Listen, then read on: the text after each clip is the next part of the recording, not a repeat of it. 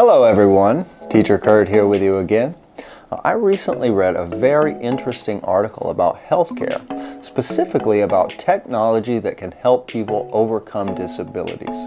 It was really fascinating and kind of amazing to see how far medical technology has come in the last few decades.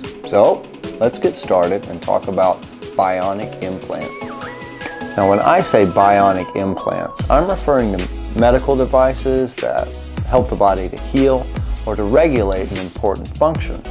And bionic implants are nothing new. In fact, you probably know someone who has one. In fact, you're looking at someone like that right now. A few years ago, I broke my clavicle or collarbone in a motorcycle accident, and I had to have a titanium plate screwed onto my bone to help it heal properly. It's still there, and probably will be for the rest of my life. It felt a little strange at first. If I run my fingers along my clavicle, I can actually feel the heads of the metal screws. Well, my implant's a pretty simple one, but there are much more complex implants. For example, pacemakers have been around for decades. A pacemaker is an electrical device implanted in the chest. It helps the heart to beat at a regular pace, hence the name pacemaker. Now, this is much more complex than a metal plate, as a pacemaker actually has an internal power source. They're powered by lithium batteries, which usually last at least 5 years. And while a pacemaker is an amazing piece of medical technology, recent advances in technology are producing even more astonishing implants.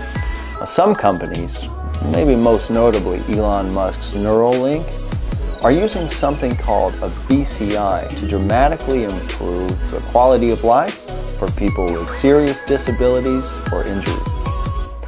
BCI actually stands for Brain-Computer Interface. It's a chip, a computer chip, or maybe multiple chips, directly implanted into the brain. Now, one such device, which Neuralink calls telepathy, was inserted into a quadriplegic man's brain just a few months ago. Quadriplegics are people who are unable to use their arms and legs, usually due to a spinal cord injury. Well, the telepathy chip has allowed this patient to move a computer cursor using nothing but his own thoughts. He can listen to the music he wants to hear, communicate with others online, and even play online games with his friends. These might be simple things that you and I take for granted, but to a quadriplegic, these are life-altering improvements. Now, perhaps you've seen videos of deaf people using a cochlear implant for the first time. Well, these work much like a BCI. An external sound processor is worn over the ear, similar to a hearing aid. Now, this processor picks up sounds and then transmits them to an internal implant, which sends electrical signals directly to the auditory nerve. So it literally allows deaf people to hear. And there are even more amazing implants being developed.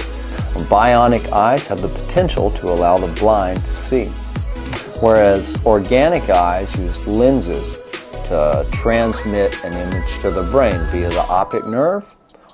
Bionic eyes will use cameras to send the image directly to a chip in the brain, which then interprets the image.